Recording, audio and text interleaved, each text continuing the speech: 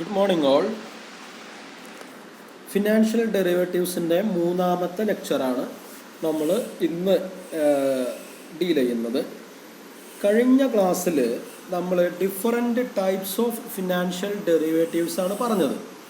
Okay, അതിൻ്റെ അകത്ത് നമ്മൾ കറൻസി ഡെറിവേറ്റീവ്, പിന്നെ commodity derivative and financial derivative എന്നുള്ള രണ്ട് ടൈപ്പ് ബേസിക്കലി നമ്മൾ എക്സ്പ്ലെയിൻ ചെയ്ത് കഴിഞ്ഞു. പിന്നെ വേറെ ഒരുപാട് കാറ്റഗറീസ് ഉണ്ടായിരുന്നു. അതർ ടൈപ്പ് ഓഫ് ഡെറിവേറ്റീവിൻ്റെ അകത്ത് വാറണ്ട്, ലീപ്സ്, ബാസ്ക്കറ്റ്, കൺവെർട്ടിബിൾ ഒക്കെ നമ്മൾ ആ ഫിനാൻഷ്യൽ ഡെറിവേറ്റീവിൻ്റെ അകത്ത് നമ്മൾ എക്സ്പ്ലെയിൻ ചെയ്തു. ഓക്കെ, കമ്മോഡിറ്റി ഡെറിവേറ്റീവ് എന്താണെന്നുള്ളത് ഞാൻ പറഞ്ഞു. അണ്ടർലൈങ് അസറ്റ് കമ്മോഡിറ്റി ആയിരിക്കുന്ന ടൈപ്പ് ഡെറിവേറ്റീവിനെയാണ് നമ്മൾ എന്ത് പറയാം, കമ്മോഡിറ്റി ഡെറിവേറ്റീവ് എന്ന് പറയാം. ഇനി നമ്മൾ ഡിസ്കസ് ചെയ്യുന്നത്, നമ്മുടെ ലെക്ചർ 3 നമ്മൾ ഡിസ്കസ് ചെയ്യുന്നത് കമ്മോഡിറ്റി ഡെറിവേറ്റീവും ഫിനാൻഷ്യൽ ഡെറിവേറ്റീവും തമ്മിലുള്ള ബേസിക് വ്യത്യാസങ്ങൾ അല്ലെങ്കിൽ അതിൻ്റെ ഒരു കമ്പാരിസൺ ആണ്. ഓക്കെ, അതിൽ ഈ ഫിനാൻഷ്യൽ ഡെറിവേറ്റീവും കമ്മോഡിറ്റി ഡെറിവേറ്റീവും തമ്മിലുള്ള പ്രധാനപ്പെട്ട വ്യത്യാസം അതിൻ്റെ അണ്ടർലൈങ് അസറ്റ് ആണ്. ഫിനാൻഷ്യൽ ഡെറിവേറ്റീവിൻ്റെ അണ്ടർലൈങ് അസറ്റ് ഫിനാൻഷ്യൽ അസറ്റ് ആയിരിക്കും. ഓക്കെ, കമ്മോഡിറ്റി ഡെറിവേറ്റീവിൻ്റെ അണ്ടർലൈങ് അസറ്റ് ഏതെങ്കിലും കമ്മോഡിറ്റി ആയിരിക്കും. ഇപ്പോൾ കമ്മോഡിറ്റി എന്ന് പറയുമ്പം അത് വീറ്റ് ആവാം, കോട്ടൺ ആവാം, പെപ്പർ ആവാം, ടെർമറിക് ആവാം, അങ്ങനെ ഒരുപാട് ഏത് ടൈപ്പ് ആവാം. Cone, orange, crude oil, natural gas, gold, silver, ഇങ്ങനെ എന്തും ആവാം. ഫിനാൻഷ്യൽ ഡെറിവേറ്റീവ്, ഫിനാൻഷ്യൽ അസറ്റ് എന്ന് പറയുമ്പോൾ അത് ബോണ്ട് അല്ലെങ്കിൽ നമ്മുടെ കറൻസീസ് അല്ലെങ്കിൽ ഇക്വിറ്റി, ഷെയർസ്, അതുപോലുള്ള ഫിനാൻഷ്യൽ അസറ്റുകളായിരിക്കും മാത്രം. ഓക്കെ, ഇനി രണ്ടാമത്തത് അതിൻ്റെ അണ്ടർലൈങ് അസറ്റിൻ്റെ ക്വാളിറ്റിൻ്റെ ബേസിൽ നമ്മൾ ഡിഫറൻഷ്യേറ്റ് ചെയ്യുകയാണെങ്കിൽ ഫിനാൻഷ്യൽ ഡെറിവേറ്റീവിൻ്റെ അണ്ടർലൈങ് അസറ്റിന് ഒരു സ്റ്റാൻഡേർഡ് ആയിരിക്കും. എന്ന് വെച്ച് കഴിഞ്ഞാൽ അത് എല്ലാ സമയത്തും ഒരുപോലെ ആയിരിക്കും. ഇപ്പോൾ കറൻസി എന്ന് പറയുമ്പോൾ അത് എല്ലാവർക്കും ഒരുപോലെയാണ്, അതൊരു സ്റ്റാൻഡേർഡ് ഫോർമുല ആണല്ലോ. കമ്മോഡിറ്റി എന്തായിക്കോണമെന്നില്ല, ഒരു സ്റ്റാൻഡേർഡ് ഫോർമുല ആയിക്കോണമെന്നില്ല. ഇപ്പോൾ നമ്മൾ ഉണ്ടാക്കുന്ന ഡെറിവേറ്റീവിൻ്റെ അണ്ടർലൈങ് അസറ്റും, ഇപ്പോൾ പെപ്പറാണെന്ന് വിചാരിച്ചോ, വേറൊരാളുണ്ടാക്കുന്ന ഡെറിവേറ്റീവിൻ്റെ അണ്ടർലൈങ് അസറ്റും പെപ്പറാണ്. പക്ഷേ രണ്ടുപേരുടെ പെപ്പർ എന്തായിരിക്കാം, ഒരേ ക്വാളിറ്റി ഉള്ള പെപ്പർ ആയിക്കോണമെന്നില്ല, ക്വാളിറ്റി വ്യത്യാസം വരാം. പക്ഷേ കറൻസി ആകുമ്പോൾ ക്വാളിറ്റി വ്യത്യാസം വരില്ല. അതുകൊണ്ടാണ് ഒന്ന് സ്റ്റാൻഡേർഡ് ആണെന്ന് പറയുന്നത്, രണ്ടാമത്തെ ക്വാളിറ്റി മേ വേരി എന്ന് പറയുന്നത്. ഓക്കെ, മൂന്നാമത് അതിൻ്റെ സെറ്റിൽമെൻറ്റിൻ്റെ ബേസിലാണ് നമ്മൾ ഡിഫറൻഷ്യേറ്റ് ചെയ്യണതെങ്കിൽ, കമ്പയർ ചെയ്യുന്നതെങ്കിൽ കറൻസി നമ്മൾ എപ്പോഴും ക്യാഷ് സെറ്റിൽമെൻ്റ് ഉണ്ടാവുക. ഞാൻ പറഞ്ഞല്ലോ, നെറ്റ് സെറ്റിൽ ചെയ്യുകയാണ് നമ്മൾ ചെയ്യുക സാധാരണഗതിയിൽ. സെറ്റിൽമെൻറ്റ് എന്താണെന്നുള്ളത് വളരെ ഡീറ്റെയിൽ ആയിട്ടുള്ള സെറ്റിൽമെൻറ്റ് നമ്മളിനി പഠിക്കും. എന്താണെന്നുള്ളത് നമ്മൾ മുമ്പ് പറഞ്ഞിട്ടുണ്ട്. നമ്മൾ പിന്നെ അവസാനം അതിൻ്റെ അണ്ടർലൈങ് അസറ്റ് അങ്ങോട്ട് കൈമാറുകയും അതുപോലെ അതിൻ്റെ എത്ര രൂപക്കാണോ നമ്മൾ അണ്ടർലൈങ് അസറ്റ് കൈമാറാൻ തീരുമാനിച്ചത് ആ പൈസ തിരിച്ച് ഇങ്ങോട്ട് വാങ്ങുകയൊക്കെ ചെയ്യാം. ഓക്കെ, അതാണ് നമ്മൾ സെറ്റിൽമെൻറ്റ് എന്നുള്ളത് കൊണ്ട് ഉദ്ദേശിച്ചത്. കമ്മോഡിറ്റി ആകുമ്പോൾ ക്യാഷ് സെറ്റിൽമെൻറ്റും നടക്കാം, ഫിസിക്കൽ സെറ്റിൽമെൻറ്റും നടക്കാം. കമ്മോഡിറ്റി ഡെറിവേറ്റീവ് ആകുമ്പോൾ അണ്ടർലൈങ് അസറ്റ് നമ്മുടെ കയ്യിൽ ഉണ്ടാവാം, ഇല്ലാതിരിക്കുകയും ചെയ്യാം. നമുക്ക് അണ്ടർലൈങ് അസറ്റ് നമ്മുടെ കയ്യിൽ ഇല്ലാതെ തന്നെ നമുക്ക് എന്തുണ്ടാക്കാം, ഡെറിവേറ്റീവ് ഉണ്ടാക്കാം. ഓക്കെ, അത് ഒരു ഊഹക്കച്ചവടത്തിൻ്റെ ഒക്കെ ഒരു രീതിയിൽ നമുക്ക് എന്തുണ്ടാക്കാം, ഡെറിവേറ്റീവ് ഉണ്ടാക്കാം. അപ്പോൾ അങ്ങനത്തെ സാഹചര്യങ്ങളിൽ നമ്മൾ അണ്ടർലൈങ് അസറ്റ് ഇല്ലാതെയാണ് ഏതെങ്കിലും ഒരു അണ്ടർലൈങ് അസറ്റിൻ്റെ പേരിൽ നമ്മൾ ഡെറിവേറ്റീവ് ഉണ്ടാക്കണമെങ്കിൽ ക്യാഷ് സെറ്റിൽമെൻ്റ് ആയിരിക്കും. ഇനി അണ്ടർലൈങ് അസറ്റോട് കൂടി തന്നെ നമ്മൾ ഉണ്ടാക്കും, അങ്ങനെയാണെങ്കിൽ അത് ഫിസിക്കൽ സെറ്റിൽമെൻറ്റും നടക്കാം. ഓക്കെ, പിന്നെ ഫിനാൻഷ്യൽ ഡെറിവേറ്റീവ് ആണെങ്കിൽ അതിനെന്ത് വേണ്ട, ഒരു വെയർ ഹൗസിങ്ങിൻ്റെ ആവശ്യമില്ല. കാരണം കമ്മോഡിറ്റി ഇല്ലല്ലോ നമ്മുടെ കയ്യിൽ, ഒരു പ്രോഡക്റ്റ് ഇല്ലല്ലോ നമ്മുടെ കയ്യിൽ സൂക്ഷിക്കാൻ. കമ്മോഡിറ്റി ഡെറിവേറ്റീവ് ആണെങ്കിൽ അങ്ങനെ നമ്മുടെ കയ്യിൽ പ്രോഡക്റ്റ് സൂക്ഷിക്കാനുണ്ടെങ്കിൽ you need warehousing. Okay, these are the basic differences or comparison between commodity derivative and financial derivative. ഇനി നോക്കുക, need and importance of derivative. ഡെറിവേറ്റീവിൻ്റെ യൂസസ്, അതിൻ്റെ ആവശ്യങ്ങൾ എന്തൊക്കെയാണ്? ബേസിക്കലി അതിൻ്റെ ആവശ്യം എന്ന് പറഞ്ഞാൽ തന്നെ എന്താ, റിസ്കിൻ്റെ മാനേജ്മെൻറ്റാണ്. നമ്മൾ അതിൻ്റെ പ്രൈസിലുണ്ടാവുന്ന ഫ്ലക്ച്വേഷൻ. ഇപ്പോൾ നമ്മുടെ അണ്ടർലൈങ് അസറ്റ് ഒരു കമ്മോഡിറ്റി ഉണ്ടെന്ന് വിചാരിച്ചോ, കമ്മോഡിറ്റി ആണെങ്കിൽ കമ്മോഡിറ്റി ഉണ്ടെന്ന് വിചാരിച്ചോ, അപ്പോൾ ആ കമ്മോഡിറ്റിൻ്റെ വില മാർക്കറ്റിൽ ഇങ്ങനെ ഫ്ലക്ച്വേറ്റ് ചെയ്യുമ്പോൾ ആ വിലൻ്റെ ഫ്ലക്ച്വേഷൻ കണ്ടെയ്ൻ ചെയ്യാൻ വേണ്ടിയിട്ട് അല്ലെങ്കിൽ ഹെഡ് ചെയ്യാൻ വേണ്ടിയിട്ട് നമ്മളിത് ഉണ്ടാക്കുന്നത് തന്നെ ഏത് ഡെറിവേറ്റീവ് നമ്മൾ ബേസിക്കലി അതിന് വേണ്ടിയിട്ടായിരുന്നു ഡെവലപ്പ് ചെയ്തത്. ഇപ്പോൾ അത് ഊഹക്കച്ചവടത്തിനൊക്കെ ഉപയോഗിക്കുന്നുണ്ടെങ്കിൽ കൂടി. ഇപ്പോൾ നിങ്ങൾക്ക് ഒരു എക്സാമ്പിൾ പറയുമ്പോൾ നിങ്ങൾക്ക് മനസ്സിലാവും. നമ്മൾ മുമ്പ് പറഞ്ഞിട്ടുണ്ട്. ഇപ്പോൾ ഞാനൊരു ഹോട്ടൽ കച്ചവടക്കാരനാണ്, നിങ്ങളൊരു കർഷകനുമാണ്. നിങ്ങളുടെ കയ്യിൽ കമ്മോഡിറ്റി അല്ലെങ്കിൽ പ്രൊഡ്യൂസുകൾ ഉണ്ടാവും. ഫോർ എക്സാമ്പിൾ നമ്മുടെ ടൊമാറ്റോ എന്ന് വിചാരിച്ചോ. നിങ്ങൾ ടൊമാറ്റോ കൃഷി ചെയ്യുന്ന ആളാണ്. അപ്പോൾ നിങ്ങളുടെ കയ്യിൽ ടൊമാറ്റോ ഉണ്ടാവും. അപ്പോൾ ടൊമാറ്റോക്ക് വില കൂടാൻ വില കുറയൊക്കെ ചെയ്യാം മാർക്കറ്റിൽ. ഫ്യൂച്ചറിൽ വില കൂടുമോ കുറയോ എന്നുള്ളത് നമുക്കറിയില്ല. പക്ഷെ always you will be concerned about the price reduction. Price decrease ചെയ്യുമോ എന്നുള്ളതിനെ കുറിച്ച് നിങ്ങൾ എന്ന് വെച്ചാൽ ആസ് എ പ്രൊഡ്യൂസർ അല്ലെങ്കിൽ ആസ് എ കർഷകൻ നിങ്ങളെന്തായിരിക്കും എപ്പോഴും അതിൽ നിങ്ങൾ കൺസേൺഡ് ആയിരിക്കും. ഓക്കെ, അപ്പോൾ നിങ്ങൾ അതിൽ പ്രൈസ് കുറയുന്നതിനെ കുറിച്ച് കൺസേൺഡ് ആയിരിക്കും. നിങ്ങൾ പ്രൈസ് കുറയാൻ ഇഷ്ടപ്പെടില്ല. ഒരു ഹോട്ടൽ കച്ചവടക്കാരൻ ആസ് എ കച്ചവടക്കാരൻ എന്നുള്ള നിലക്ക് ഞാൻ എന്തായിരിക്കും പ്രൈസ് കൂടുന്നതിലും കൺസേൺഡ് ആയിരിക്കും. അപ്പോൾ നമ്മൾ ഒരു 4 മാസം കഴിഞ്ഞിട്ട് എനിക്ക് കുറച്ച് ടൊമാറ്റോ ആവശ്യമുണ്ട്. നിങ്ങൾ 4 മാസം കഴിഞ്ഞിട്ടായിരിക്കും നിങ്ങളുടെ വിളവെടുപ്പ് ഉണ്ടാവുക.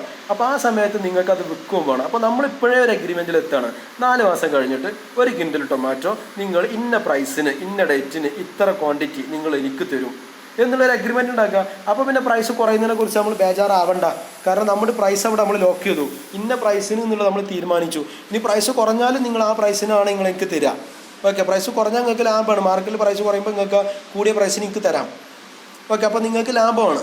പ്രൈസ് കൂടിയാൽ മാർക്കറ്റിൽ പ്രൈസ് കൂടി എനിക്കും ലാഭമാണ്. ആസ് എ ഹോട്ടൽ ബിസിനസ്സുകാരൻ എന്നുള്ള നിലയ്ക്ക് എനിക്കും ലാഭമാണ്. എന്താണ്, മാർക്കറ്റിൽ നിന്ന് കൂടിയ പ്രൈസിന് വാങ്ങണ്ട. നമ്മൾ തമ്മിൽ ഓൾറെഡി എന്തായിട്ടുണ്ട്, കുറഞ്ഞ പ്രൈസിന് ഇത് കൊടുക്കാം എന്നുള്ളൊരു അഗ്രിമെൻറ്റിൽ എത്തിയിട്ടുണ്ട്. നമ്മൾ ആദ്യം ഒരു പ്രൈസ് തീരുമാനിച്ചിട്ടുണ്ട്. അതിനാണ് നമ്മൾ ഹെഡ്ജിങ് എന്ന് പറയുക. അതുകൊണ്ട് റിസ്ക് മാനേജ്മെൻറ്റ് ഇതിൽ പ്രധാനപ്പെട്ട ഒരു ഘടകമാണ്. രണ്ടാമത്തത് ഇൻകം ജനറേറ്റ് ചെയ്യാൻ പറ്റും.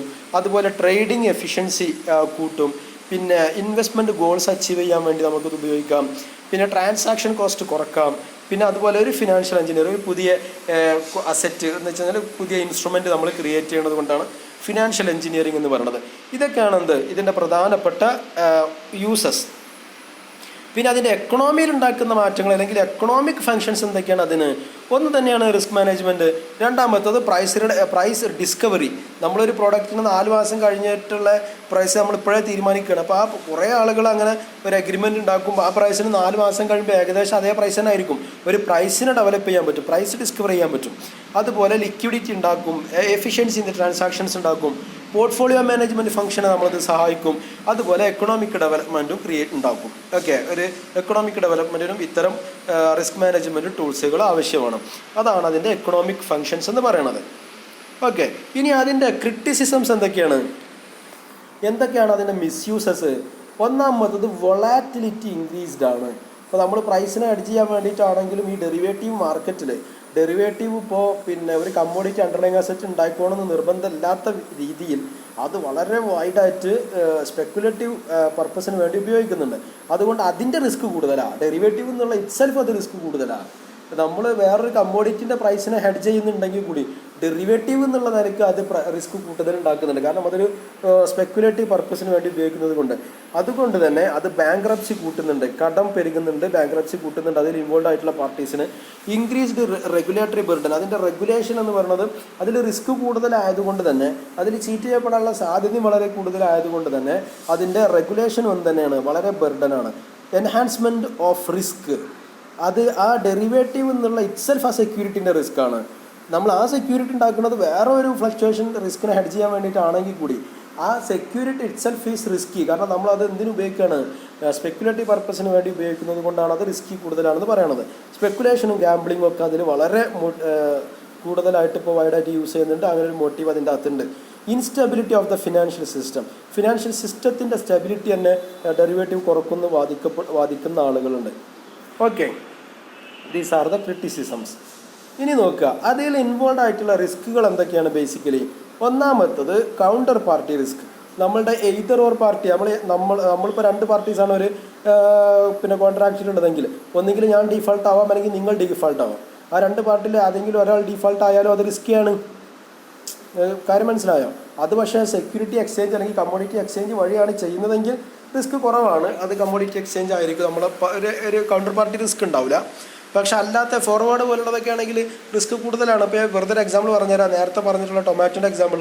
ടൊമാറ്റോ നിങ്ങൾ ഒരു കിൻഡൽ ടൊമാറ്റോ 1 കിലോഗ്രാമിന് ഇത്ര വിലക്ക് നിങ്ങൾ എനിക്ക് തരാൻ തീരുമാനിച്ചു. നമ്മൾ പറഞ്ഞ 4 മാസം കഴിഞ്ഞതിന് ശേഷമുള്ളതാണ്. 4 മാസം കഴിഞ്ഞതിന് ശേഷം നമ്മൾ ഒരു 10 രൂപയാണ് കിലോഗ്രാമിന് പറഞ്ഞതെങ്കിൽ മാർക്കറ്റിൽ നിങ്ങളത് വിറ്റാൽ നിങ്ങൾക്ക് 15 രൂപ വരെ കിട്ടുന്ന രീതിയിൽ മാർക്കറ്റിൽ വില കൂടി. അപ്പോൾ നിങ്ങൾ 10 രൂപയ്ക്ക് എനിക്ക് തരുന്ന നിങ്ങൾക്ക് നഷ്ടമല്ലേ? അപ്പോൾ നിങ്ങളെന്താക്കും? എനിക്ക് തരാമെന്ന് പറഞ്ഞ് നിങ്ങൾ എനിക്ക് തരൂല, എന്നിട്ട് നിങ്ങൾ മാർക്കറ്റിൽ വെക്കും. അപ്പോൾ എന്നെ സംബന്ധിച്ച് ഒരു റിസ്ക് ഉണ്ട് അതിൻ്റെ അകത്ത്. ഞാൻ നിങ്ങളുടെ ഒരു അഗ്രിമെൻറ്റ് ഉണ്ടാക്കിയാൽ എനിക്കൊരു റിസ്ക് ഉണ്ട്, കൗണ്ടർ പാർട്ടി റിസ്ക് എന്ന് അതിന് പറയാം. ഇനി തിരിച്ചു സംഭവിക്കാം, ഞാൻ നിങ്ങളോട് 10 രൂപയ്ക്ക് വാങ്ങാമെന്നാണ് തീരുമാനിച്ചത്. 4 മാസം കഴിഞ്ഞപ്പോൾ വില കുറഞ്ഞു, അത് 5 രൂപയായി മാർക്കറ്റിൽ കിലോഗ്രാമിന്. പിന്നെ ഞാൻ നിങ്ങളേക്കൊന്ന് വാങ്ങിക്കുമോ? കാരണം നിങ്ങളുടെ അടുത്ത് വില കൂടുതലാണ്, നിങ്ങളേക്കൊന്ന് 10 രൂപയ്ക്ക് വാങ്ങണ്ടേ? അപ്പോൾ എന്നെ സംബന്ധിച്ച് എന്താക്കിയാൽ മതി? കുറഞ്ഞ വിലക്ക് മാർക്കറ്റിൽ നിന്ന് വാങ്ങിയാൽ മതി. അപ്പോൾ ഞാൻ നിങ്ങളേക്കൊന്ന് വാങ്ങൂല. അപ്പോൾ ആസ് എ കർഷകൻ നിങ്ങൾ വലിയ നഷ്ടത്തിലായിരിക്കും. ഓക്കെ, അപ്പോൾ അങ്ങനെയും സംഭവിക്കാം. പിന്നെ interconnection risk, operation risk, അതുപോലെ ലിക്വിഡിറ്റി റിസ്ക്, ഇങ്ങനെയുള്ള ഡിഫറൻറ്റ് ടൈപ്പ് റിസ്കുകൾ ഏതിൻ്റെ അകത്ത് വരാം? പിന്നെ ഈ ഡെറിവേറ്റീവ് എന്നുള്ള ഡെറിവേറ്റീവിൻ്റെ ട്രാൻസാക്ഷനിൽ വരാം. ഡെറിവേറ്റീവ് വേറൊന്നിൻ്റെ റിസ്കിനെ കുറയ്ക്കുന്നതാണെങ്കിലും ഡെറിവേറ്റീവിൻ്റെ ട്രാൻസാക്ഷനിൽ വരാം. ഓക്കെ, അതിൽ മാർക്കറ്റ് റിസ്ക് എന്ന് പറഞ്ഞാൽ എന്താണെന്ന് നിങ്ങൾക്ക് അറിയാം. എന്താണ് മാർക്കറ്റ് റിസ്ക്? ഈ റിസ്ക് പിന്നെ ഉണ്ടാവുന്നത് നമ്മൾ മാർക്കറ്റിൽ ഉണ്ടാവുന്ന അഡ്വേഴ്സ് മൂവ്മെൻറ്റ്, നമ്മളെ സംബന്ധിച്ച് ഓപ്പോസിറ്റ് ആയിട്ടുള്ള movement in the price of the financial or the commodity asset. Okay, നമ്മളെ സംബന്ധിച്ച് മാർക്കറ്റിൽ വില കുറഞ്ഞാൽ നമുക്ക് റിസ്ക്കാണ്. നമ്മൾ ഡിഫാൾട്ട് ആയില്ലെങ്കിൽ കൂടി മാർക്കറ്റിലൊരു റിസ്ക് വന്നല്ലോ അവിടെ. ഞാൻ ഇപ്പോൾ ഡിഫാൾട്ട് ആയില്ലാന്ന് കൂട്ടിക്കോ. ഫോർ എക്സാമ്പിൾ 10 രൂപയ്ക്ക് ഞാൻ നിങ്ങളേക്കൊന്ന് 1 കിലോഗ്രാം ടൊമാറ്റോ വാങ്ങാൻ തീരുമാനിച്ചു. മാർക്കറ്റിൽ 5 രൂപയായി.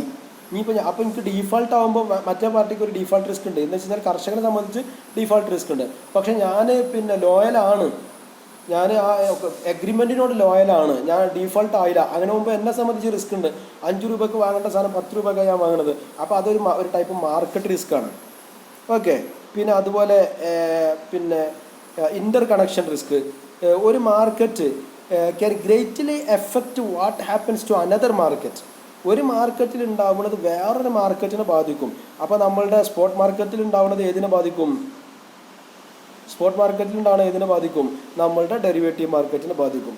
അപ്പോൾ അത് അതാണ് നമ്മൾ ഇൻ്റർ കണക്ഷൻ എന്ന് പറയുന്നത്. 2 മാർക്കറ്റുകൾ തമ്മിലുള്ള കണക്ഷൻ കാരണം ഉണ്ടാകുന്ന റിസ്ക്കാണ്. ഇപ്പോൾ സ്പോട്ട് മാർക്കറ്റിലുള്ള പ്രൈസ് ഏതിനെ ബാധിക്കും? നമ്മളുടെ ഡെറിവേറ്റീവ് മാർക്കറ്റിൻ്റെ പ്രൈസിനെ ബാധിക്കും. അതും നമ്മളൊരു റിസ്ക് ഉണ്ടാക്കാനുള്ള സാധ്യത ഉണ്ട്.